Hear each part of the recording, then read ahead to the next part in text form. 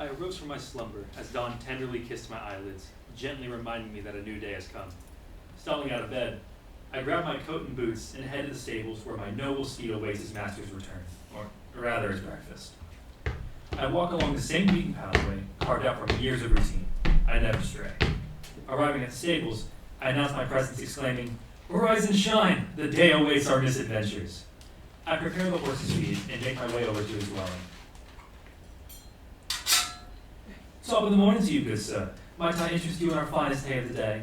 I say in a very poor Irish accent. The horse just stared back at me from the corner of the stable with expressionless, unwavering eye contact. I guess he did not find the bit amusing.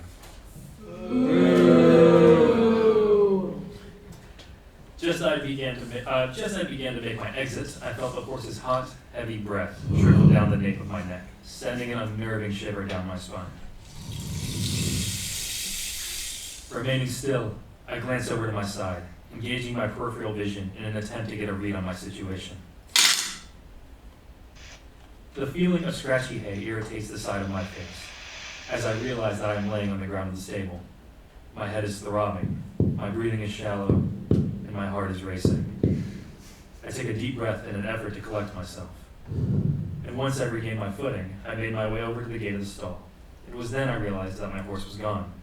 An unfamiliar voice breaks the deafening silence, and I listen intently. "I apologize for this inconvenience, for my presence has been requested, and I must not recall." I go to push open the gate, but it would not budge.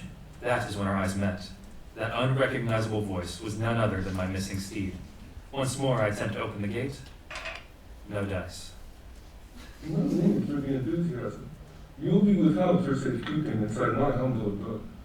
I will try to make a meal at the tail end of morning. I hope you like eggs. I crumble to my knees in complete disbelief.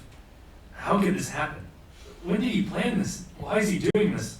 And what kind of eggs will he be making for lunch? I ponder these questions to pass the time. Eventually, the horse returned. I could hear the click and clack of his hooves cascading across the floor of the stable, the sound intensifying as he came closer. I expected his steps to instill a sense of fear within me, since I am his captive in my own backyard or something. Instead, I found the cadence of his strut to have a strangely calming effect on me, and he opens the gate. As promised, he came bearing gifts. I guess my nose noticed before my eyes. The slight smell of sulfur was wafted my way as he walked in my direction. He placed a table and chair down, and prompted me to sit. A bowl nesting 3 hard-boiled eggs sat politely in the center of the table. I tapped and rolled the eggs on the table, then meticulously peeled the shell off to reveal a morsel of nourishment for my body. Naturally, I scarfed the eggs down, devouring each one within 2 bites, disregarding how long it would be before I get my next meal. The bowl now empty and my stomach now full, I raised from my seat and stood for a second, barely noticing that the horse had left me long ago. Once again, I was left to my own devices, pacing to and fro, to and fro, to and fro and to and fro. I repeated this action until I retired to the haystack opposite the table and chair, falling into a deep sleep until the scent of sulfur danced its way through the wind, notifying me that my next meal had arrived. Peering over my shoulder, I see the steam rising from the plate of food, still fresh. I get up and take my seat. Eggs again, but fried ones this time. With my fork and knife in hand, I savor the slightly under-seasoned eggs, taking my time between each bite. Finishing my meal, I place my fork and knife vertically down the center of the plate. Having met my pacing quota the other day, I was in dire need to find a new way to pass the time. Scanning the totality of my enclosure, I spotted a patch of floor that was lightly dusted over with dirt.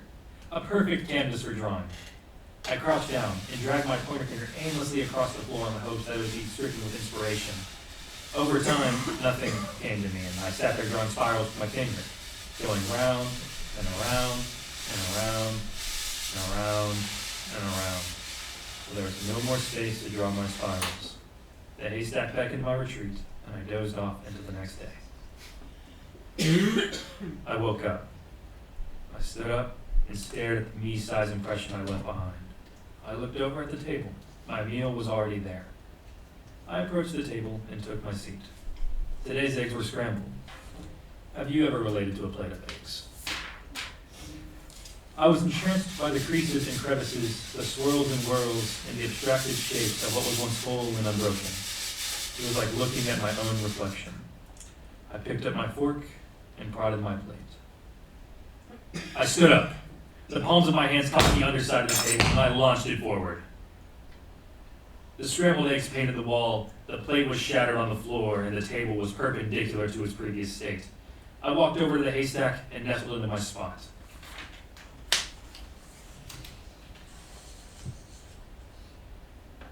Hello, my friend. My, you look tired. Come have some eggs if you desire. I've made them scrambled, boiled, and fried. Come choose your plate. I'm not unkind. Forgive my absence of 3 days' time. Your presence here near slipped my mind. I was with the Queen of England to be exact. You see here, son, we go many years back. I won that race which she favored. The Royal Ascot, the victory was something to say.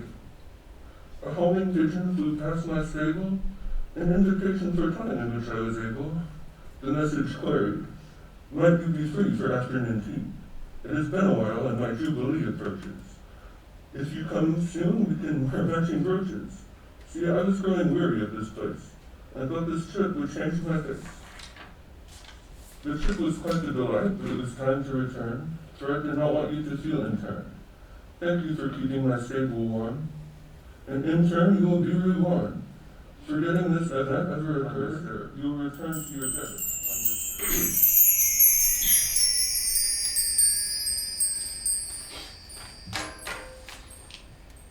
I arose from my slumber as dawn tenderly kissed my eyelids, gently reminding me that a new day has come.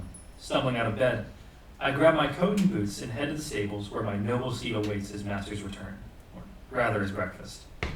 I walk along the same beaten pathway carved out from years of routine. I never stray.